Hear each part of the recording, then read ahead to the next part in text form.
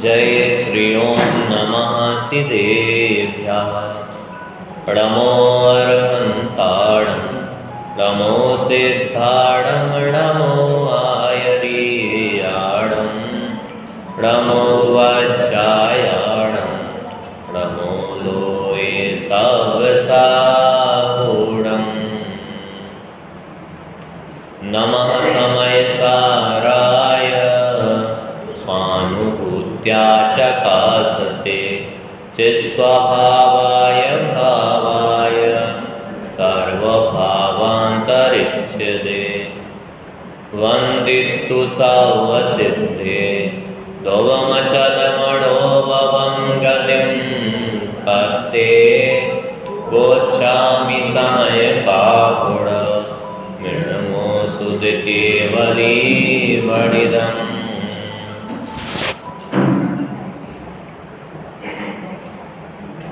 विगत दिनों से हमारी चर्चा ग्रंथादिराज समयसार पर चल रही है।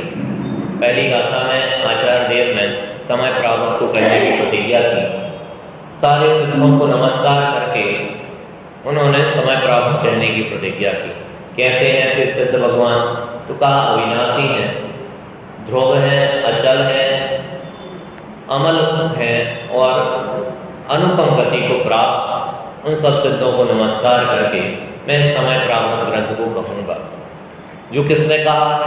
जो केवलियों ने कहा है, गणधर देवों ने कहा है, श्रुत केवलियों ने कहा है। उस श्रुत में इस समय प्रावत कहा गया है, उसी बात को मैं कहूँगा, कुछ अपनी बात नहीं कहूँगा। दूसरी गाथा में समय शब्द के दो विभाग करते हुए एक स्वासमय और एक पर समय, ऐसा समय दो प्रकार का कहा। जो पुद्गल कर्म के प्रदेशों में स्थित हैं वे पर समय है, जो आत्मा के प्रदेशों में ज्ञान दर्शन में स्थित हैं वे स्वासमय जानना। लेकिन यह समय का विभाग आचार्य देव को खुद उचित नहीं लगा, इसलिए तीसरी गाथा में उसको बाधित करते हुए कहा कि तीनों लोकों में जो समय है वो सर्वत्र सुंदर है। दूसरी गाथा में तो समय से जीव द्रव्य कहा था, तीसरी में कहा कि समय मतलब क्षयों के क्षयों द्रव्य सुंदर है। वे इसलिए सुंदर हैं क्योंकि वे एकत्व निश्चय को प्राप्त हैं, वे अपना काम करते हैं, दूसरे में नहीं उलझते, इसलिए वे सुंदर हैं। लौकिक में भी जो दूसरों के कामों में उलझन करते हैं ना, ऐसा बोलते हैं ना कि टांग अड़ाते हैं, उनको अच्छा नहीं माना जाता, बुरा कहा जाता है कि दूसरों के काम में बीच में टांग अड़ाने आ जाते हैं। सुंदरता नष्ट होती है इससे नहीं कि तुम दूसरों का कुछ कर लोगे, ऐसे विचार मात्र से सुंदरता नष्ट होती है। कर तो सकते ही नहीं है, ये तो शाश्वत सत्य है कि एक द्रव्य दूसरे द्रव्य का कुछ भी करता धरता नहीं होता। लेकिन हमारी बुद्धि उल्टी चलती है तो हमें विकल्प आता है कि हम एक द्रव्य का दूसरे द्रव्य का कुछ करें या सुधार बिगाड़ करें, उसमें एकत्व ममत्व कर्तृत्व स्थापित करें, ऐसी बुद्धि होती है। उसी बुद्धि को कह रहे हैं ये बुद्धि तुम छोड़ दो, ये अच्छी नहीं है, क्योंकि इससे असुंदरता आती है, कुरूपता आती है। क्षयों के क्षयों द्रव्य सुंदर है क्योंकि वे अपना काम करते हैं। एकत्व निश्चय को प्राप्त समय सर्वत्र सुंदर है। और जो बंध की कथा आपने कही है ये विसंवाद पैदा करने वाली है, झूठी है, असत्य है। दूसरी गाथा में कही थी बंधन की कथा, क्योंकि कर्मोदय से जो मोहराग देश हुए उनके उदय में जो लीन है उनको ही तो पर समय कहा है, वो बंधन की कथा है, वो ठीक नहीं है, इसलिए तीसरी गाथा में उसको बाधित किया। चौथी गाथा में आचार्य देव कह रहे हैं कि इस जीव को काम भोग बंधन की कथा तो सुलभ है, पर से भिन्न एकत्व भाव की कथा सुलभ नहीं है, बहुत दुर्लभ है, इसलिए हम उसकी चर्चा कर रहे हैं। एकत्व विभक्त भगवान आत्मा को दिखाने की प्रतिज्ञा है कि हम तुम्हें एकत्व विभक्त भगवान आत्मा दिखाएंगे। एकत्व मतलब जो अपने अनंत गुणों से तो भिन्न नहीं है, और विभक्त मतलब पर द्रव्यों से जो भिन्न है। ऐसा एकत्व विभक्त भगवान आत्मा दिखाने की आचार्य देव की प्रतिज्ञा है। चौथी गाथा पाठ करेंगे, थोड़ी सी चर्चा शेष है, उसको करके अपन पांचवी गाथा पर चलेंगे। चलिए। सुर परिचितानुभूता सुर परिचितानुभूता सर्वस्व विकाम भोग बंध कहा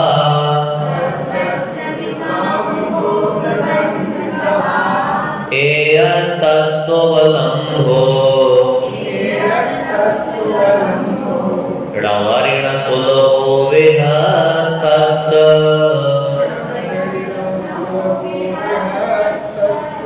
पद्य अनुवाद पढ़ेंगे। सबकी सुनी अनुभूत परिचित भोग बंधन की कथा, पर से पृथक एकात्व की उपलब्धि केवल सुलभ न। उसमें जो लिखा वो पढ़ दो, पढ़ो।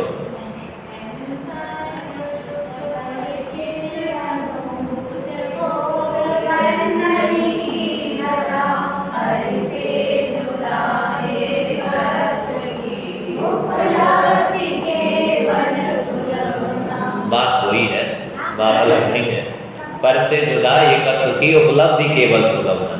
क्यों नहीं है ये सुलभ? क्योंकि कहा कि काम भोग बंधन की कथा तो दुनिया में सब करते हैं, नित्य प्रति एक तो काम लगा हुआ है। काम भोग की कथाओं में तो निरंतर संसारी उलझे ही हुए हैं और उन्हीं का आचार्यत्व करते हैं। खुद तो करते ही हैं, दूसरों को सिखाते भी हैं, पढ़ाते भी हैं। वो कहते हैं तुम्हें ऐसा करना चाहिए। कहीं आचार्य बंधन की कथा कह देते हैं शास्त्रों में, यह जीव बंध सत्ता उदय उदीर्णा उत्कर्षण अपकर्षण संक्रमण निदत्ति निकासित आदि कर्मों को पढ़ता है तो बंधन की कथा भी जान लेता है कि मैं अनादिकाल से कर्मों में जकड़ा हुआ हूँ, कर्मों से पीड़ित हो रहा हूँ। पूजन में आता ना,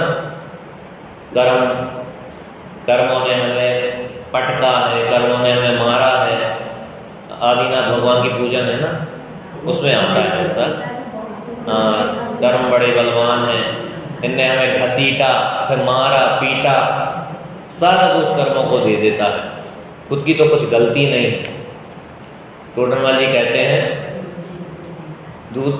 सारा दोष कर्म पे थोप के खुद निरपराधी बना रहना चाहता है कि तुम संसार में क्यों भटके? कर्मों के कारण भटका हूं मैं तो, बाकी मैं नहीं चाहता हूं कर्म। क्यों रुल रहे हो? कर्मों के कारण। तुम्हें किसने पकड़ के रखा है? कर्मों ने पकड़ के रखा है। सारा दोष कर्म पे डाल देता है। बंधन की कथा जी ने ऐसे सुनी है, सोचता है सब कर्म ही कर रहे हैं, अपनी तो कुछ भूल विचारता नहीं है। वे कर्म बलजोरी करके थोड़ी बन जाते हैं, जबरदस्ती आके थोड़ी तुमसे चिपट जाते हैं। तुमने कुछ किया होगा तभी तो वे आए हैं। ऐसे परिणाम हुए बिना वे कर्म आत्मा में संलग्न होंगे कैसे? आत्मा में जुड़ेंगे कैसे? तुमने यदि मोहराग देश का परिणाम नहीं किया होता, भाव कर्म नहीं किया होता, तो वे आते कैसे? आत्मा से बंधते कैसे? पहला तुमने भाव कर्म किया, तब वे द्रव्य कर्म बंधे हैं। अब उनका उदय आ रहा है। क्रम ऐसा ही है, भाव कर्म होने पर द्रव्य कर्म बनते हैं और द्रव्य कर्म के उदय में फिर संयोग आदि प्राप्त होते हैं। यदि तुम भाव कर्म नहीं करो तो द्रव्य कर्म नहीं बनेंगे और फिर संयोग आदि भी प्राप्त नहीं होंगे। क्रम तो यही है। तो अपनी भूल नहीं विचारता। टोडरमल जी ने लिखा ना, जिन्हें बंधन नहीं करना हो वे कसाय नहीं करे। कसाय करता है फिर बंधन होगा ही होगा, शर्त है। तुम कसाय करोगे तो बंधन होगा। तो बंधन की कथा भी इसने बहुत सुनी, परिचय किया, परंतु एकत्व विभक्त भगवान आत्मा की कथा नहीं सुनी कि आत्मा कभी बंधा नहीं है, आज तक नहीं बंधा। नर नारकादि पर्यायों में रुलता हुआ भी कभी नहीं बंधा। ऐसी बात कभी सुनी नहीं, ना सुनी है, ना परिचय किया और ना अनुभव किया है। जब सुनी होती, परिचय किया होता तब तो अनुभव करता। इसलिए ना सुनी, ना परिचय किया, ना अनुभव किया।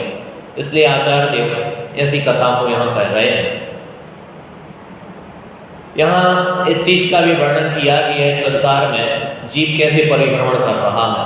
कहा कि मोह रूपी भूत इसको जोते जा रहा है, तृष्णा का रोग इसको खाया जा रहा है। मृग तृष्णा की भांति कभी सुख वहां तलाशता है, कभी दूसरे में तलाशता है। निरंतर विषय भोग बदलता जाता है। जब एक जगह सुख नहीं मिला उस कार्य को करने से, तब वही काम तुम दूसरी जगह करोगे तो वहां सुख मिलेगा कैसे? पंचेंद्रिय के विषयों में एक बार में सुख तो नहीं मिला, तुमने फिर पंचेंद्रिय के विषयों को भोगा, फिर भी सुख नहीं मिला। अब तुम कितने बार भोग लो कि तुम्हें सुख मिल जाए? जब सुख है ही नहीं तो मिलेगा कैसे? जहां जो वस्तु नहीं होती वहां वो वस्तु मिलती नहीं। आप नीम खा खा के ऐसा सोचें कि मीठा स्वाद आ जाए तो आएगा कैसे? ये तो कितनी निरी मूर्खता है। पंच इंद्रिय के विषयों में सुख तलाशता है, जबकि वे तो इंद्रियां हैं, खुदगल हैं, जड़ द्रव्य हैं। खुदगल से सुख आएगा कैसे? सुख तो आत्मा का स्वभाव है, खुदगल का नहीं है। और हम खुदगल में तलाश के करते हैं, इसलिए सुख नहीं मिलता। इसलिए फिर दुखी होने के अलावा और कोई हमारे हाथ में बात बचती नहीं है। यहाँ थोड़ी सी बात बची हुई है, हम उसको पढ़ेंगे इसमें से और फिर अगली गाथा की चर्चा करेंगे। अनादिकाल से यह आत्मा पंचेंद्रिय के विषयों में सुख मांगता हुआ उन्हीं के संग्रह और भोगने में मग्न है। पुण्योदय से या काल क्रम अनुसार मनुष्य पर्याय पाकर भी अनादि अभ्यास के कारण यह पंचेंद्रिय के विषयों को ही जोड़ने और भोगने में लगा रहता है। देखो, मनुष्यों के अलावा और जगह तो कि बंधन की कथा भी सुलभ नहीं है, काम भोग की ही कथा है। कथा मतलब वहां भी उन्हीं में लगे हुए हैं और उन्हें बुद्धि नहीं इतनी की विचार कर पाए। मनुष्य पर्याय में आता है तो थोड़ा विचार करने लायक बनता है। फिर यहाँ भी धर्म के नाम पर जिन भावों से पुण्य पाप बनता है उन भावों का ही विचार करता है। अब मनुष्य बन गया, कदाचित धर्म की प्राप्ति हो गई, तब किस चीजों का विचार करता है? जिनसे पुण्य पाप का बंधन है उन्हीं में लगा रहता है कि व्रत करो, पूजन करो, स्वाध्याय करो, तपस्या करो, इनमें ही धर्म है, ऐसा ही मान लेता है। जहां सही रास्ता मिलना चाहिए था वहां रास्ते से भटक जाता है। चर्चा वार्ता उन्हीं की करता है, पुण्यस्थान आदि की चर्चा करके कुछ बाह्याचार पालकर अपने को धर्मात्मा मान लेता है। सबसे बड़ी भूल ये होती है। जिनवाणी में कहीं भी व्रत, तप, संयम आदि का निषेध नहीं किया, कहीं भी नहीं किया, मना नहीं किया कि ये नहीं करना, ये धर्म मानने का निषेध किया। कल आपने देखा था मुक्ति का स्वयंवर? अरे देखा था कि नहीं? देखा था। आपको पता होगा मुक्ति किसको मिली? प्रश्न ये नहीं है, प्रश्न ये है औरों को मुक्ति क्यों नहीं मिली। एकदम कल तप धर्म के प्रकरण में कह के आए हैं, तप चाहे सुरराज, करम शिखर को वज्र है, जिस बिना नहीं जिनराज सीजे। तप के बिना कोई जिनराज नहीं बन सकता। तब को भी वहां मुक्ति नहीं मिली थी, देखा था आपने? अरे देखा था कि नहीं? तो प्रश्न यही है, तब को मुक्ति क्यों नहीं मिली? जबकि तप कहा है, अनिवार्य है, तब वाले को तो मुक्ति मिलती है। संयम तो संयम रतन समान, संयम के बिना तो कोई मुनि पद धारण नहीं कर सकता। अब बताइए, प्रश्न है कि मुक्ति क्यों नहीं मिली? हाँ, तो तब तो धर्म है।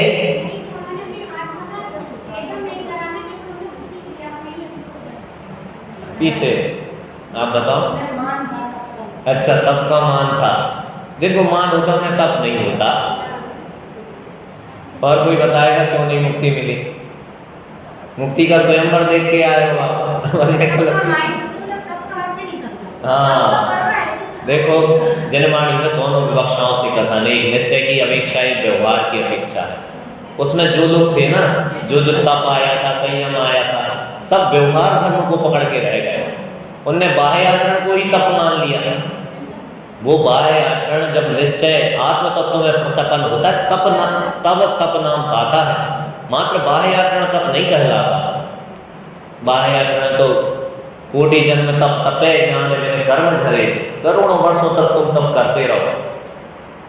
ज्ञानी के छिन्न माही त्रिगुप्ति ते सहज करे थे। तुम करोड़ों जन्मों तक तप करना, जितने कर्म छिपा पाओगे। ज्ञानी जन एक क्षण के लिए आत्मा में लीन होते हैं, उतने कर्म ऐसे ही झड़ा देते हैं। संयम माना तो बाह्याचरण मात्र को संयम मान के रह गया कि सटकाय के जीवों की रक्षा करनी है, पंच इंद्रिय के विषयों को छोड़ना है। सो एन के कारण जैसा बना सो जबरदस्ती तक छोड़ता है कि आज पानी नहीं पीना है, भले कितनी प्यास लगा है, बहुत इच्छा हो रही है, भूख बहुत लग रही है, एक ही टाइम खाना खाना है, दूसरे टाइम खाना ही नहीं है, जैसे जबरदस्ती पालन करता है। उसको लगता है कि काया को कष्ट देंगे तो धर्म हो जाएगा। ये किनकी बात कर रहा है? जिनने जनवाणी सुनी उनकी बात कर रहे हैं। लिखा है यहाँ कि पुण्य पाप बनता है, उन भावों का ही विचार करता है, चर्चा वार्ता करता है, इन्हीं की तो चर्चा करता है। तुमने कितने व्रत किए? मैंने तो 3 किए। तुमने 2 ही किए बस? ओह, 1 ही किया, ऐसा करते हो? तुमसे बड़ा धर्मात्मा तो मैं ही हूँ, मैंने तो 3 किए। कौन से? तेला बेला के, जो भी है, रत्नात्रय के व्रत किए, मैंने तो 10 के 10 उपवास किए। फिर से बोल रहा हूँ, उपवास करने की मनाही नहीं है, लेकिन भोजन छोड़ना उपवास नहीं होता। बस मूल जो था उसकी बात करता नहीं है, मात्र बाह्य क्रियाओं में धर्म मान लेता है। लिखा, धर्म के नाम पर जिन भावों से पुण्य पाप बनता है उनका ही विचार करता है, उनकी चर्चा वार्ता करता है, गुणस्थान आदि की चर्चा करके, या कुछ बाह्याचार पाल कर, बाह्य में कुछ आचरण पालता है तो अपने को धर्मात्मा मान लेता है। सबसे बड़ी भूल यहाँ होती है। टोडरमल जी साहब ने ऐसे लोगों को क्या कहा है, बताएगा कोई? अरे बोलो। 7वां अध्याय 3 आवासियों का प्रकरण लिया ना, तो ऐसे लोगों को कौन से आवास में लिया? निश्चयावासी तो नहीं होगा, ये व्यवहारावासी है, अपनी क्रियाओं में संतुष्ट हो जाता है। नहीं, ऐसा लगता है कि मैं, आपको लगता है ऐसा कभी कि आप मंदिर नहीं आओ, अधर्मात्मा वाली फीलिंग आती हो, अरे तो बहुत बड़ा अधर्म हो गया, आज मंदिर नहीं जा पाया? नहीं लगता? अरे लगना चाहिए थोड़ा सा लेकिन ऐसी भाव कि हम मंदिर नहीं जाए तो बहुत महापापी हो गए, वो गए तो आप धर्मात्मा, हमारा काम हो गया। यदि ऐसे व्यवहार में या बाह्य आचरण में संतुष्ट होता है, संतुष्ट शब्द डाला, इन्हीं में संतुष्ट हो गया, यार बस 1 घंटे प्रवचन सुन लिया मैंने, मजा आ गया, बस बहुत है। बहुत पढ़ने में भी ऐसा हो सकता है कि बहुत स्वाध्याय कर करके संतुष्ट हो जाए, यही है बस। जबकि शास्त्र स्वाध्याय का प्रयोजन क्या था? वहाँ आया था एक शास्त्रज्ञ मुक्ति के स्वयंवर में, नहीं देखा? उसमें एक शास्त्रज्ञ भी था, उसने कहा मैंने बहुत शास्त्र पढ़े हैं, द्वादशांग में से कहीं से भी प्रश्न पूछ लो, मैं सारे प्रश्नों का उत्तर दे दूंगा। मुक्ति ने उसको क्यों नहीं भरा? अनुभूति नहीं थी। किसकी? ज्ञान मुक्ति में कारण नहीं बनता। यह शास्त्र ज्ञान नहीं है, क्योंकि शास्त्र कुछ जाने नहीं। परमात्मा की गाथा है, शास्त्र कुछ जानते नहीं है। क्षयोत्सव तुम कितना ही बढ़ा लो, यदि आत्मा को नहीं जानते तो तुम कुछ नहीं जानते। वो आत्मा को जानते हो तो सब कुछ जानते हो। आगे आएगी श्रुत केवली की चर्चा। जो आत्मा को जानते भी श्रुत केवली है, और जानने योग्य को जान लिया, और क्या जानना था? जो दुनिया में तो इतने पदार्थ हैं, किस किस को जानने जाओगे? लेकिन जो जानने लायक था, अपना निस्वभाव, उसको जान लिया तो सब जान लिया। लिखा, धर्मात्मा मान लेता है, सबसे बड़ी भूल है। इसलिए अपनी परिणति का विचार करना सभी। देखो, निश्चयाभास होता नहीं है। लोग मुमुक्षुओं को निश्चयाभासी बोलते हैं, निश्चय नहीं वाले ऐसी संज्ञा देते हैं, वे तो निश्चय वाले हैं। लेकिन निश्चयाभासी होना बहुत रेयर है, आसान नहीं है। जो पूजन व्रत भक्ति करे वे काहे के निश्चयाभासी? ये तो सब व्यवहार की क्रियाएं है ना। जो शास्त्र स्वाध्याय पढ़े वो कैसे निश्चयाभासी? शास्त्र पढ़ना तो खुद व्यवहार की क्रिया है, लेकिन व्यवहाराभासी बहुत हो जाते हैं, खुद ही आभासी भी होते हैं। और ये कहाँ मिलते हैं? कहाँ मिलते हैं? अरे हम ही तो हैं, और कौन है? टोडरमल जी ने पहली पंक्ति लिखी, जो जैन हैं, जैन शास्त्रों का पठन पाठन करते हैं, उनके भी कुछ भूलें रह जाती हैं, उनको बता रहे हैं। इसलिए 7वां अध्याय बारंबार पढ़ने लायक है, और अपने में जो भूलें हैं उसको निकालने लायक है, वरना सम्यक्त्व का प्रारंभ नहीं होगा। आपको पता है 7वें अध्याय में कौन से मिथ्यात्व का वर्णन है? भाभी जी, 7वें अध्याय में, हाँ, मोक्ष मार्ग प्रकाश है 7वां अध्याय। कौन से मिथ्यात्व? मिथ्यात्व 2 प्रकार का है, गृहीत अगृहीत। कौन से मिथ्यात्व का वर्णन है? अनादिकाल का मिथ्यात्व, उसका वर्णन? अरे नहीं, गृहीत मिथ्यात्व का वर्णन है। टोडरमल जी ने क्या लिखा? जो जैन शास्त्रों को पढ़ते हैं, तो पढ़ करके जो भूलें रह जाती हैं, तो पढ़ा तो यहीं आके है ना। जीव की चर्चा सुनता है तो ऐसे सुनता है जैसे किसी दूसरे की चर्चा चल रही है, कि आत्मा अजर है, अमर है। अच्छा बाजू वाला होगा, हमें क्या पता कौन है ये आत्मा। ऐसे चर्चा सुनता है, व्रत तप उपवास आदि करता है, उन्हीं में मग्न हो जाता है। रक्षा हिंसा के परिणामों से पाप बंद, तो रक्षा के परिणामों से पुण्य बंद होना चाहिए, लेकिन रक्षा के परिणामों को निर्जरा का कारण मान लेता है कि हम जीवों को बचाते हैं तो अब तो कर्म सारे खिर जाएंगे। अरे जब मारने से पाप बना तो बचाने से पुण्य बनेगा, उससे निर्जरा कैसे हो जाएगा? इस बात का विचार नहीं। मोक्ष तत्व में क्या लिखा कि स्वर्ग सुख को और मोक्ष सुख को एक ही जाति का मानता है। हम अपने हृदय पर हाथ रख के विचार करें, हमने मोक्ष सुख की कल्पना कैसी की हुई है कि मोक्ष का सुख कैसा है, तो हमारे हृदय में पता चलेगा हम भी वैसा ही मानते हैं। हमें लगता है स्वर्गों से अनंत सुख वहां होगा। अरे जाति दूसरी है वहां के सुख की, स्वर्ग से कितने गुना कर लोगे तो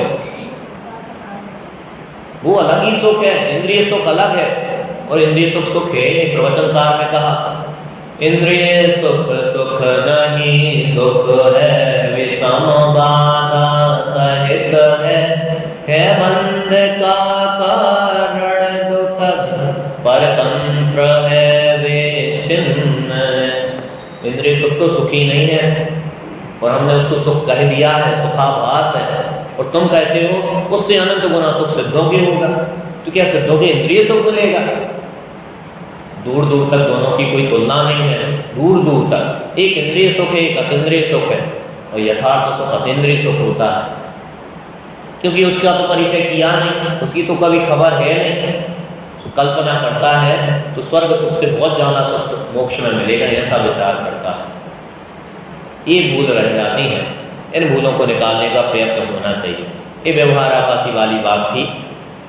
आगे देखिए, धर्म के नाम पर भी कर्म बंध की ही चर्चा करता है, पर और राग आदि से भिन्न निज भगवान आत्मा का विचार ही नहीं करता। कर्म से बंधने की बात तो बहुत दूर, कर्म ने आत्मा को आज तक छुआ ही नहीं है। यह बात आज तक इसके कान में नहीं पड़ी, पड़ी भी हो तो इसने उस पर ध्यान ही नहीं दिया, विचार ही नहीं किया। क्या लिख रहे हैं यहाँ? कर्म बंधन की ही चर्चा करता है। कर्म के बंधने की बात तो बहुत दूर की बात है कि आत्मा कर्मों से बंधा है, यह बात तो बहुत दूर की बात है। कर्म ने आत्मा को आज तक छुआ ही नहीं है, स्पर्श नहीं किया। कर्म आत्मा से बंधा हो तब तो हम उसको अलग करने का उद्यम करें। आज तक आत्मा को स्पर्श नहीं किया इन कर्मों ने, आज तक ऐसी बात है। एकत्व विभक्त भगवान आत्मा की बात है कि आत्मा कर्मों से कभी बंधा नहीं है, कर्मों ने आत्मा को कभी छुआ नहीं है। ऐसी बातें आज तक इस जीव के कानों में नहीं पड़ी, आज तक नहीं सुनी। यदि कभी सुनी भी हो तो उस पर विचार नहीं किया, उन बातों की तरफ ध्यान नहीं दिया। एक तो एकत्व विभक्त भगवान आत्मा के बारे में स्वयं कुछ जानता नहीं, क्योंकि अनादि के पर्याय में होता है इसलिए नहीं जानता।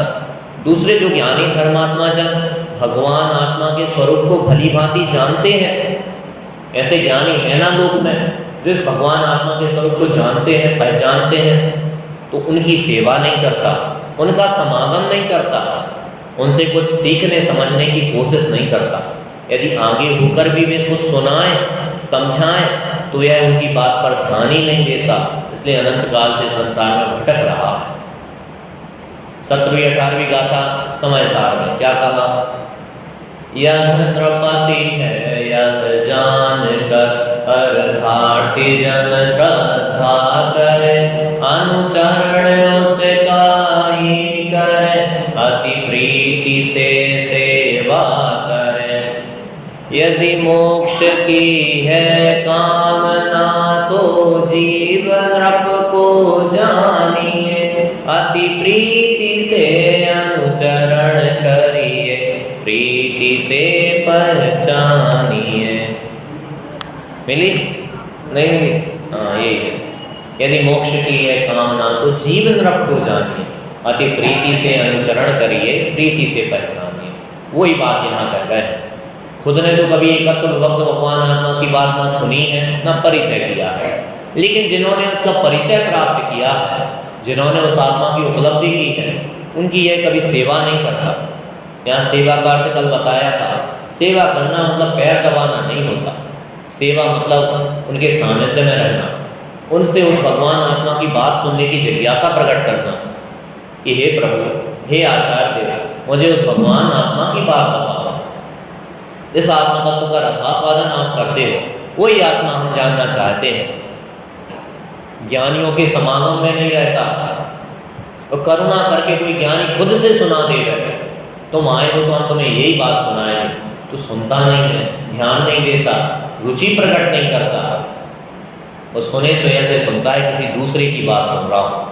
क्योंकि मैं खुद निज भगवान आत्मा हूँ, मैं अनादिकाल से ऐसा का ऐसा शाश्वत अखंड द्रव्य हूँ, अपने आप को मानता ही नहीं कि मेरी चर्चा चल रही है, ऐसा जानता ही नहीं, इसलिए आत्मा की उपलब्धि नहीं हुई। और क्या कहा यहाँ आचार्य देव ज्ञानियों के सत्समागम की प्रेरणा देते हुए कह रहे हैं कि हे भाई, तू ज्ञानियों की सेवा कर, उनकी बात पर ध्यान दे। तुझे पता नहीं कि भगवान आत्मा को नहीं पहचानने से तेरी कैसी दुर्दशा हो रही है। कल दुर्दशा बताई थी, कैसी कैसी दुर्दशा हो रही है। अज्ञानी की दुर्दशा का चित्र खींचते हुए टीका में कहा है कि यह लोग संसार रूपी चक्की के पाटों के बीच अनाज के दानों के समान पिस रहा है। पाटों के बीच में जैसे अनाज पिसता है, ऐसे संसार चक्र में जीव पिसा जा रहा है। मोह रूपी भूत ऐसे पशुओं की भांति जोत रहा है। मिथ्यात्व अनादिकाल से जोते जा रहा है, जोते जा रहा है, और हम जुत रहे हैं, हमें खबर ही नहीं है कि हम दुखी हो रहे हैं। तृष्णा रूपी रोग से यह जल रहा है, विषय भोग की मृग तृष्णा में फंसकर मृग की भांति भटक रहा है। आश्चर्य तो यह है कि पंचेंद्रिय विषयों में उलझा हुआ, फंसा हुआ यह अज्ञानी लोग परस्पर में आचार्यत्व भी करता है। खुद तो दुखी है, दूसरों को दुख में फंसने की प्रेरणा देता है कि मैं तो दुखी हूँ, तुम भी दुखी हो जाओ।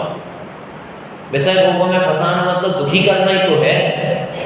यदि वे कोई तुम्हें आत्म तत्व की बात नहीं बताता, तत्व ज्ञान सुनने सुनाने की प्रेरणा नहीं देता, तो वे सब तुम्हें दुख का उपदेश देते हैं, सुखी होने का नहीं देते। ऐसे उपदेश को दूर ही कर देना, ऐसे लोगों का समागम नहीं करना।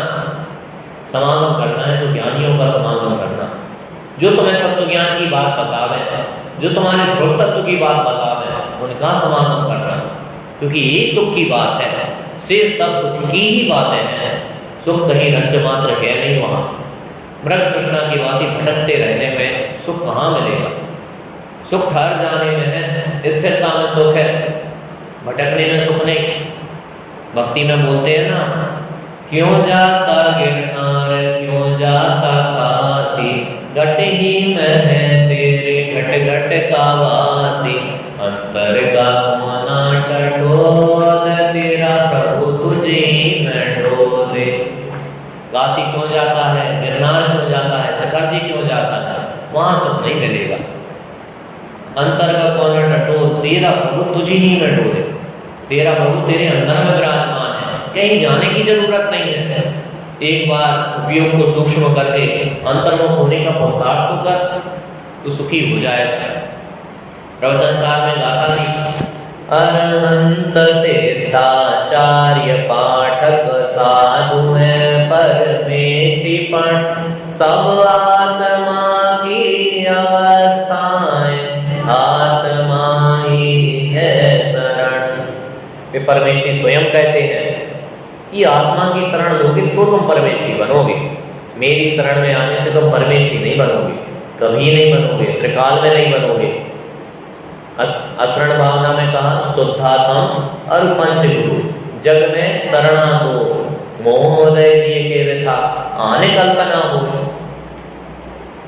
जिनके मोह का उदय है उन्हें दुनिया में शरण दिखाई देते हैं, दुनिया के लोग शरण दिखाई देते हैं, पंचेंद्रिय के विषय शरण दिखाई देते हैं। लोगों को लगता है हम घर में सुखी हैं, क्योंकि मोह का उदय हावी है। इनके मोह का उदय मंद पड़ा है, उन्हें निश्चय से तो शुद्धात्म तत्व मतलब यथार्थ तो शुद्धात्मा ही शरण है। और व्यवहार में यदि शुद्धात्मा में नहीं टिक पा तो कहा फिर पंचगुरु शरण है, ये तत्व ज्ञान का अभ्यास शरण है। लेकिन यदि आत्मा में टिकने का प्रयोजन है तो उनको भी छोड़ना पड़ता है। पंच प्रभु की शरण में रहते हुए आत्मा की शरण नहीं मिलती, उनकी शरण छोड़ के आत्मा की शरण मिलती है। ऐसी बात यहाँ कही है। लोग विषय कसाय की चतुराई एक दूसरे को बताते हैं, सिखाते हैं। पैसा कैसे कमाना, उसे कैसे भोगना आदि बातें जगत को बताते हैं। उन्हीं कार्यों को करने की प्रेरणा भी देते हैं। अब 5वीं गाथा में आचार्य देव एकत्व विभक्त आत्मा का स्वरूप दिखाने की प्रतिज्ञा करते हैं और पाठकों से अनुरोध करते हैं कि तुम इसके माध्यम से निज भगवान आत्मा का स्वरूप जानकर विशुद्ध आत्मकल्याण की भावना से स्वीकार करना, इससे तुम्हारा कल्याण अवश्य होगा। चलिए गाथा पाठ करते हैं। तम एयत विहत्तम, तम एयत विहत्तम, दाये हम अपड़ो सविहवेण,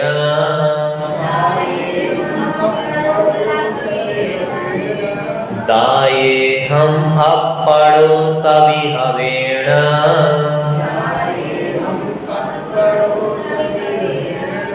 यदि दाये जपमाणं,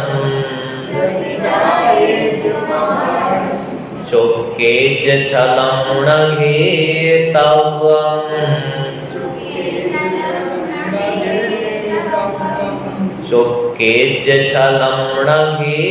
घेतव्यं,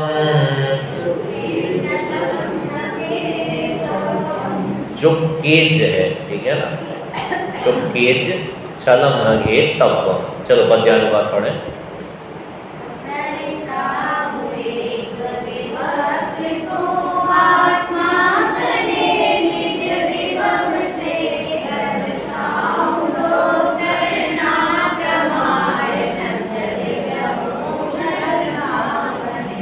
मैं भी पढ़ देता हूँ। निज विभव से तत्वहि दिखलारा करना मनन, पर नहीं करना छल ग्रहण, यदि हो कहीं कुछ स्खलन। आचार्य देव कितनी करुणा से कह रहे हैं कि मैं निज विभव से तुम्हें एकत्व विभक्त भगवान आत्मा दिखाऊंगा। यदि दिखाऊं तो अनुभव से प्रमाण करना, तुम आत्मा में लीन होकर स्वयं प्रमाणित कर लेना उसको। यदि कहीं चूक जाऊं तो छल ग्रहण मत करना। आचार्य देव कुछ गलत अर्थ बता देंगे क्या? तो ऐसा लिख रहा है कि मैं चूक जाऊं। हाँ, शब्द अर्थ की भूल हो जाती है कदाचित, कभी लिखने में कोई शब्द यहाँ वहाँ हो जावे, कोई प्रतिलिपि में कुछ गलत अर्थ हो जावे, तो तुम सुधी सुधार पढ़ो सदा, सुधी जन सुधार करके पढ़ लेना। बस इतनी बात है उसमें। आचार्य एक तो अपनी लघुता बताते हैं। ज्ञानियों में लघुता होती है। जिनके ज्ञान बढ़ता है उनके मान घटता है, जिनके मान बढ़ता है उनके ज्ञान घट जाता है। ज्ञान और मान का विरोधाभास है। जिनके मान बढ़ रहा हो उनका ज्ञान घटता जाएगा, जिनके ज्ञान बढ़ता है उनका मान घटता जाता है। इसलिए बड़े बड़े विद्वान ऐसी बात करते हैं कि यदि मैं कहीं भूल कर जाऊं तो सुधार लेना। हो सकता है संयुक्त ज्ञान है, भूल हो जाए, या तो सर्व को होना पड़ेगा तो उनकी भूल नहीं होगी, अल्पज्ञों की तो भूल होती है। ठीक है ना। यहाँ आचार्य क्या कह रहे हैं? मैं उस एकत्व विभक्त भगवान आत्मा को निज वैभव से दिखाता हूँ। यदि मैं दिखाऊं तो प्रमाण करना, स्वीकार करना। यदि चूक जाऊं तो छल ग्रहण मत करना। आचार्य देव का वैभव क्या है? जो वे कह रहे हैं कि मैं निज वैभव से तुम्हें एकत्व विभक्त भगवान आत्मा का स्वरूप बताऊंगा। 6वीं गाथा से एकत्व विभक्त भगवान आत्मा का स्वरूप शुरू होगा तो आपको जानने को मिलेगा ही। आचार्य देव का निज वैभव जानिए, कैसा है निज वैभव। देखिए, मेरे निज वैभव का जन्म लोक की समस्त वस्तुओं के प्रकाशक स्यात् पद की मुद्रा वाले शब्द ब्रह्म परमागम की उपासना से हुआ है। कैसे वैभव का जन्म हुआ है आचार्य देव के? परमागम की उपासना से वैभव जन्मा है उनका। यह कैसा है? ये परमागम स्यात् पद की मुद्रा वाला है। समन्तबद्ध आचार्य कहते हैं कि जैनियों के हर वाक्य में तुम स्यात् बात लगा लेना, चाहे वे कहें या नहीं कहें, तुम अपने आप से लगा लेना, क्योंकि हमारे सभी ब्रांड में एक ही मुद्रा लगी हुई है, जो है स्यात् पद की मुद्रा। जैनियों के सब कथन स्यात् बात से युक्त होते हैं।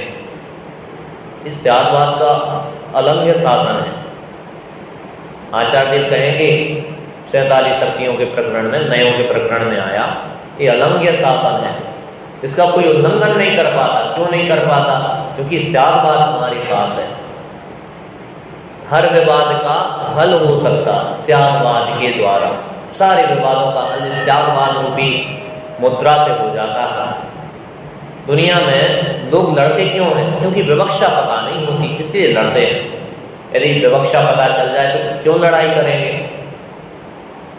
दो बच्चे आपस में लड़ जाते हैं कि ये मेरे मामा है, दूसरा कहता है ये मेरे पापा है, बहुत देर तक लड़ते रहते हैं।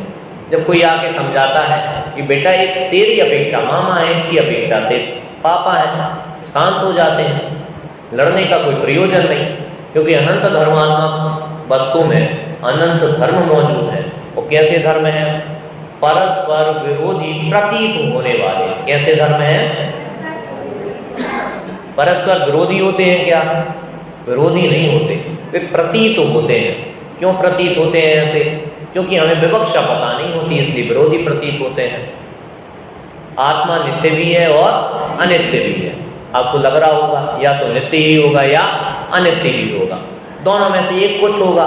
दोनों एक साथ कैसे हो जाएंगे? इसलिए विरोधी प्रतीत होते हैं, लगते हैं। ये विरोधी नहीं है। क्यों नहीं है आंटी? विरोधी क्यों नहीं है? बोलो। हाँ, क्योंकि दोनों की विवक्षा अलग है। हमने ये थोड़ी कहा कि द्रव्य स्वभाव से आत्मा नित्य है और द्रव्य स्वभाव से ही अनित्य है। द्रव्य स्वभाव से नित्य है, पर्याय स्वभाव से अनित्य है। विवक्षा दोनों की अलग अलग है। आत्मा की अस्थि भी और नास्ति भी है। ऐसा हो सकता है क्या? कोई द्रव्य है भी और नहीं भी है? आप बताओ। आपसे कोई कहे आप यहां हो भी और नहीं भी हो, ऐसा होता है क्या? कैसे हो जाएगा? अरे स्वासे अस्थि है, स्व चतुष्टय से अस्तित्व वाला है, पर चतुष्टय की अपेक्षा से नास्तित्व वाला है। पर की अपेक्षा लगी, ये धर्म आत्मा का है। कोई ऐसा ना समझ ले कि पर की अपेक्षा है तो पर का धर्म होगा, आत्मा का ही धर्म है। समझ में आ रहा है? परस्पर विरोधी प्रतीत होते हैं, लेकिन विरोधी होते नहीं हैं। ऐसे कितने धर्म हैं आत्मा में? अनंत। हमें तो 10 भी पता नहीं है ऐसे जोड़े, लेकिन आत्मा में है, अनंत धर्म है। हाँ? अस्तित्व है, नास्तित्व है, नित्यत्व है, अनित्यत्व है, एकत्व है, अनेकत्व है। होता कि नहीं? एकत्व है, विभक्तत्व है, दोनों है। एकत्व तो क्या है? अपने अनंत गुणों से एकत्व है, और विभक्तत्व क्या है? कि पर द्रव्यों के गुणों से भिन्नत्व है। ऐसा भी बनेगा कि नहीं? आत्मा अपने अनंत गुणों में व्याप्त होता है, पर द्रव्यों के गुणों में नहीं व्याप्त होता। ऐसे अनंत धर्म आत्मा में मौजूद है। इसलिए लिख रहे आचार्य देव कि मेरे निज वैभव का जन्म कैसे हुआ है? लोक की समस्त वस्तुओं के प्रकाशक स्याद पद की मुद्रा वाली शब्द ब्रह्म की उपासना से हुआ है। छावड़ा जी ने टीका में लिखा, शब्द ब्रह्म पर ब्रह्म के वाचक वाचनीय। पूजन में भी पढ़ते हैं, शुद्ध ब्रह्म परमात्मा शब्द ब्रह्म जिनवाण शुद्धात्म साधक दशा नमो जोड़ जुगुपाणी। शब्द ब्रह्म, शब्दों को भी ब्रह्म संज्ञा दी। क्यों? क्योंकि इस ब्रह्म तत्व का वाचक है। वाचक मतलब बताने वाले हैं। शुद्ध ब्रह्म को बताने वाले जो शब्द हैं वे भी शब्द ब्रह्म है। शुद्ध ब्रह्म मतलब शुद्ध आत्मा को बताने वाले जो शब्द हैं वे भी शब्द ब्रह्म है। कैसे हैं? यद्यपि शब्द ब्रह्म नहीं होते, शब्द क्षणिक होते हैं, ठीक है ना। सांख्यवादी नित्य मानते हैं शब्दों को, लेकिन शब्द नश्वर होते हैं। मैंने यहाँ से शब्द बोला, आप तक पहुँचा, विलुप्त हो गया, नष्ट हो गया कि नहीं? इसलिए शब्द शाश्वत नहीं होते। लेकिन शब्द को ब्रह्म कहा। क्यों कहा? क्योंकि उसी शुद्धात्मा के प्रतिपादक है। शब्दों की महिमा बढ़ गई उस शुद्धात्मा का प्रतिपादन करने से, इसलिए कहा परमागम की उपासना से हुआ है।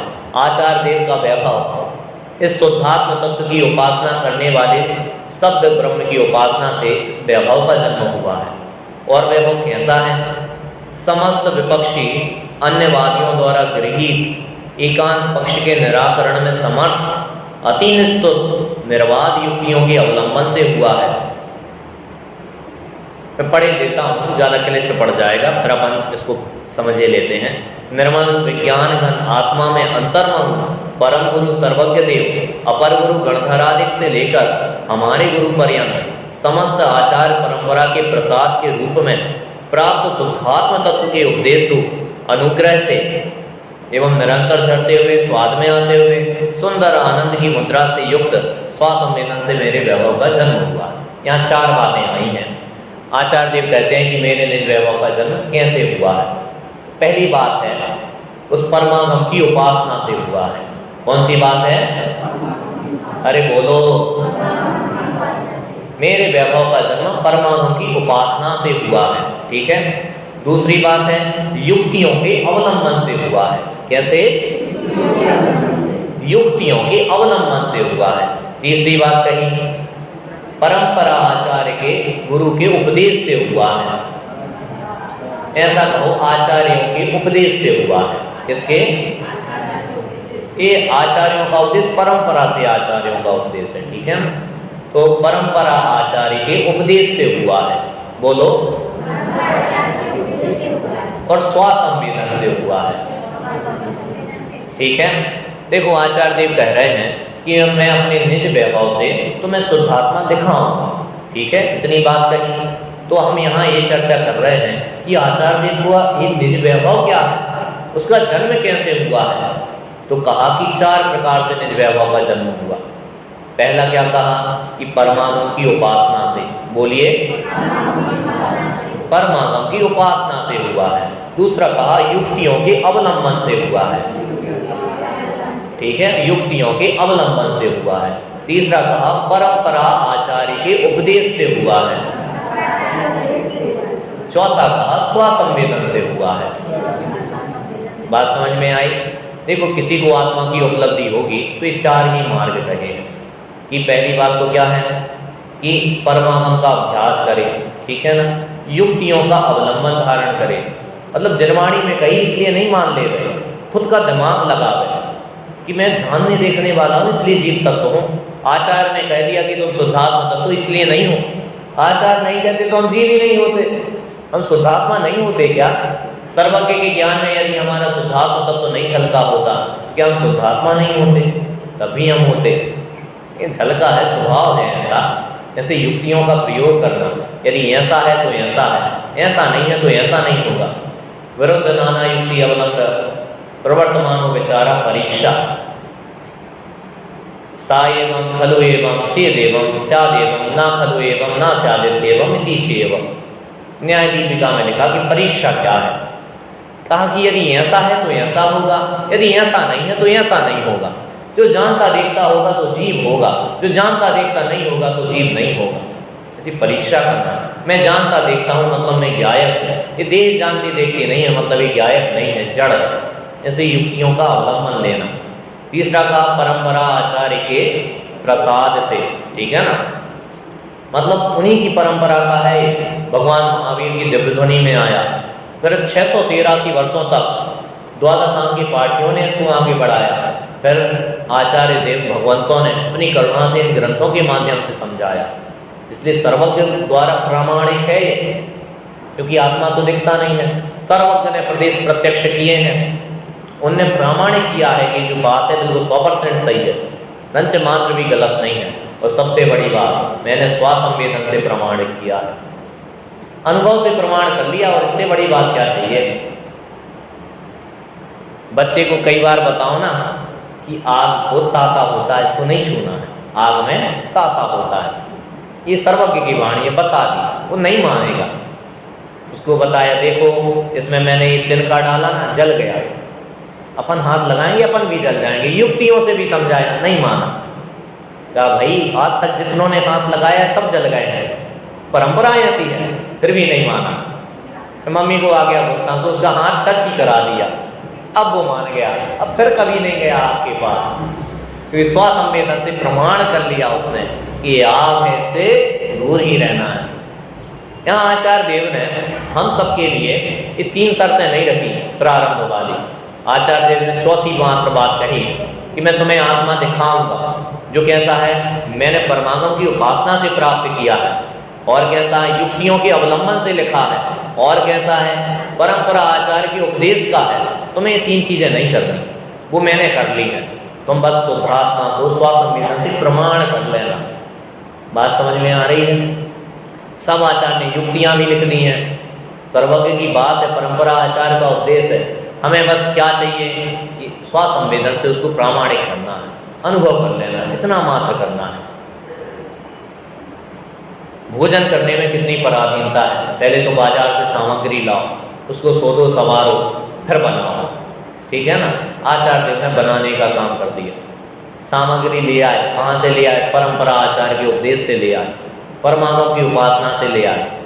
अब बनाने था तो सब ताम झाम करके भोजन बना दिया, युक्तियों के अवलंबन से उन्हें बना दिया, सब दिखा दिया। कोई इतना तक कर सकता है कि तुम्हारे मुंह में ले जाके खिला देगा। आचार्य वो भी करने को तैयार है। तुम्हारी भूख उनसे देखी नहीं जाती, इसलिए वे सब बना के तुम्हारे मुंह में तक डाल दिया। लेकिन लास्ट स्टेप निगलना तो हमें ही पड़ेगा। अब आचार्य देव निगलने का काम नहीं कर सकते, क्योंकि जो निकलेगा पेट उसका भरता है। बात समझ में आ रही है? भोजन को जो निकलेगा पेट तो उसका भरेगा। आचार्य देव खुद स्वसंवेदन से प्रमाण कर ले रहे हैं, तो प्रमाण तो उनको होगा, हमें थोड़ी हो जाएगा। इसलिए आचार्य देव ने इतना हमारे लिए कर दिया। ऐसा लिखा जनवाणी में कि हाथ पर रखे रत्न की भांति हमें स्पष्ट कर दिया। तुम्हें करने की कुछ जरूरत नहीं है, तुम तो बस स्वसंवेदन से प्रमाण कर लो। जो आचार्य बतावे ना, उसको योग की सूक्ष्मता में जाकर अनुभव से प्रमाण कर लो, तो सो तुम्हें शुद्धात्म तत्व की उपलब्धि हो जाएगी। और दूसरा कोई उपाय है नहीं। बात समझ में आ रही है? चलिए आप बताइए, वापस रिवीजन करे लेते हैं। आपसे पूछूंगा, याद कर लेना पहली बार में, ठीक है? परमागम की उपासना से, परमागम की उपासना से, युक्तियों के अवलंबन से, परंपरा आचार्य के उपदेश से, और स्वसंवेदन से, ठीक है ना, मेरे वैभव का जन्म हुआ। बात समझ में आ गई? चलिए, कौन सुना रहा है? आंटी पीछे चेयर पे बैठी हैं, सुनाओ। हाँ, परमागम की उपासना से, बोलो। दूसरा क्या है? दूसरा क्या है? युक्तियों के अवलंबन से। तीसरा परंपरा आचार्य के उपदेश से। चौथा स्वसंवेदन से। जैसे सामूहिक बोलते हो तो सब बच जाते हो, ऐसा नहीं चलेगा। हम किसी एक से पूछेंगे, भाभी आप सुनाइए, सबको याद करना है, किसी से भी पूछेंगे। चलिए बोलिए। हाँ बोलो, किसकी उपासना से? परमागम की उपासना से। दूसरा युक्तियों के अवलंबन से। तीसरा परंपरा आचार्य के उपदेश से। चौथा स्वसंवेदन से, ठीक है ना। निज विभव का जन्म हुआ है, ऐसे वैभव का जन्म होता है। बाहर रुपए संपदा आदि को लोग वैभव मानते हैं, कितना तुच्छ, इतनी तुच्छ मान्यता है, इससे बड़ी तुच्छता कुछ नहीं हो सकती। निरी मूर्खता है धन संपत्ति को वैभव मान के रखा है। दूर तो छोड़ो, इसी गांव में चला जाता है, टिकता कहाँ है? आज दुकान चलती है, कल नहीं चलेगी, तुम्हें जुतना पड़ता है तब चलती है। ऐसा वैभव क्या काम का जो मर मर के कमाओ और भोग भी नहीं पाओ। आचार्य देव कह रहे ये निज वैभव है, तो तुम्हें मर मर के नहीं कमाना पड़ता, ये तो जीवन है। दादा ने लिखा ना, समाधि मरण नहीं जीवन है। मरण तो एक समय का होता है, जिनका जीवन समाधि में होता है उनका मरण समाधि में होता है। जिनके जीवन में तो मोह राग देश भरे पड़े हैं, कभी शुद्धात्मा की चर्चा सुनी नहीं है। दादी उनका समाधि मरण होता है क्या? उनके समाधि मरण नहीं होते।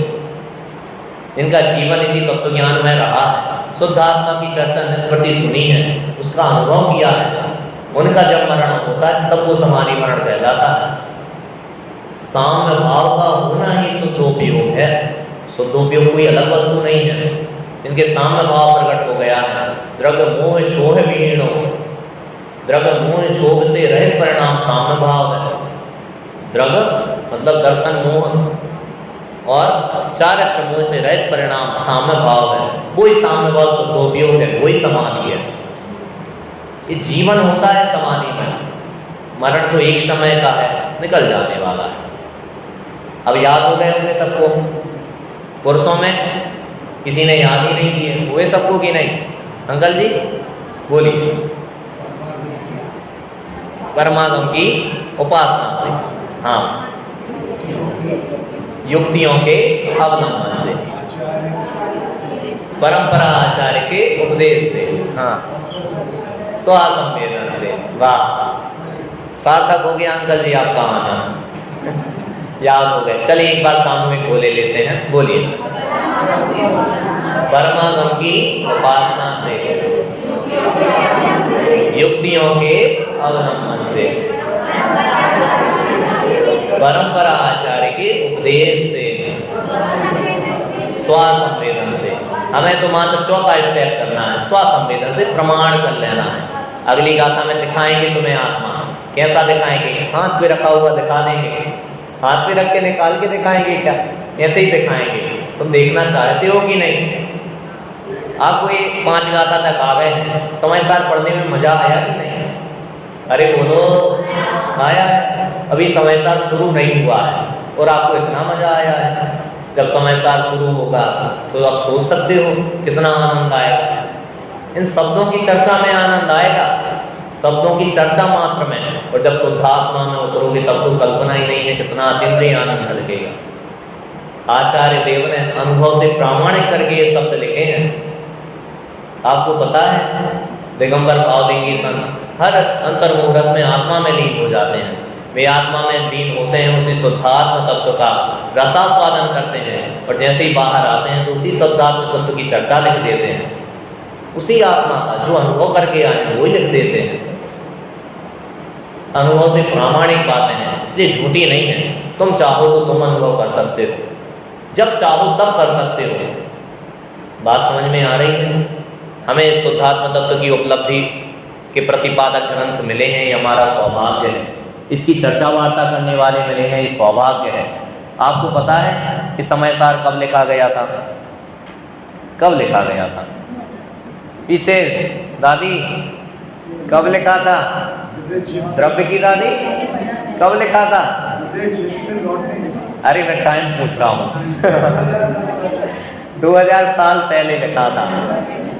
कभी भी 2000 साल के टाइम पीरियड में समय सार ग्रंथ की इतनी चर्चा कभी नहीं हुई जितनी गुरुदेव श्री के आने के बाद हुई। सर्वप्रथम समय सार आगास आश्रम से छपा, राजचंद्र जी वाले। 2-4 प्रति बिकी होंगी, सारी की सारी प्रति ऐसी अलमारियों में भरी पड़ी थी, कई सालों तक भरी पड़ी रही, किसी ने पूछा ही नहीं। गुरुदेव ने प्रवचन प्रारंभ किए तब सारी की सारी एक बार में वहाँ ऑर्डर हो गई। और इतने जैन समाज में सर्वाधिक ग्रंथ यदि कोई छपा होगा तो ये समय सार है। गुरुदेव को तो कितना अहोभाव आता था, कहते भरत क्षेत्र का चूड़ामणि है, ग्रंथाधिराज समय सार, ग्रंथों का अधिराज है, शुद्धात्मा का प्रतिपादक है। छोटा मोटा ग्रंथ नहीं है, जीवन बदलने वाला ग्रंथ है। आप जीवन बदलना चाहते हो तो इसमें डुबकी लगाओ। ऐसे प्यारे प्यारे कलश लिखे हैं आचार्यों ने, आगे आएगा कलश कि तुम 6 महीने तक इस आत्मा का अभ्यास करो तो कैसे तुम्हें उपलब्धि नहीं होगी। यदि नहीं हो तो हम बैठे हैं, 100% उपलब्धि होगी तुम्हें। कितने महीने में करना है आत्मा का अनुभव? 6 महीने में। दादाजी अरे हमारा तो जिंदगी बीत गई, समय सार पढ़ते पढ़ते, होगा तो है नहीं होगा, तुम्हें कभी नहीं होने वाला। तुम अनुभव किसको मानते हो पहले ये तो विचार करो। आचार्य देव लिखेंगे यह अनुभूति स्वरूप भगवान आत्मा आबाल गोपाल सभी को नित्य अनुभूति में आ रहा है। तुम उसको तो मानो, ये जानने वाला है कौन उसको तो जानो। और कोई बिरला तत्व नहीं है, हम ही वो तत्व हैं। मैं जानने वाला तत्व मैं वही शुद्ध आत्मा है। नित्य प्रति स्वयं जानने का काम करता हुआ भी ऐसा नहीं जानता कि वो जानने वाला मैं हूँ। बड़े पंडित जी साहब लिखते हैं आत्मा में ज्ञान तो सबके है, लेकिन धन्य वे हैं जिनके ज्ञान में आत्मा है। कितनी गजब की बात है, सबके आत्मा में ज्ञान है, लेकिन धन्य वे हैं जिनके ज्ञान में आत्मा है। एक बार ज्ञान में आत्मा आ गया तो हमारा जीवन धन्य हो जाएगा। ऐसे शुद्धात्म तत्व का हम अवलोकन करें, ऐसी मंगल भावना से अभी की बात को विराम देते हैं।